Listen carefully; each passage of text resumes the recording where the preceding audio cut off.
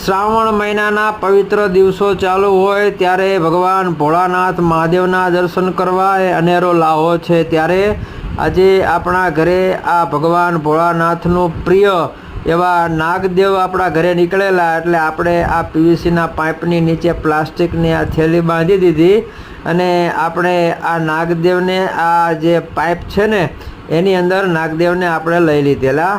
પછી આપણે એક વેરાન વિસ્તારની અંદર જઈ અને આ નાગદેવતાને આપણે એ ખુલ્લી જગ્યામાં છોડવાના હતા। ત્યારે આપણે આ દાદાને જગ્યા પર છોડ્યા ત્યારે આ દાદા એ જગ્યા પરથી દૂર જવાનું નામ જ નહોતા લેતા અને દાદા એક સાથે આ ફેણ માંડી અને દાદા ત્યાં ને ત્યાં બેસી રહ્યા। પછી આપણે દાદાને કીધું કે હવે તમે જાઓ, એટલે દાદા પાછા ત્યાંથી ચાલતા થયા અને દાદાની પાછળ તમે જુઓ મહાદેવનું ત્રિશૂલ જોવા મળે છે। આ ઓરિજિનલ ભગવાન ભોળિયાનાથના નાગદેવતા કેવા હોય તો પણ કહી શકાય।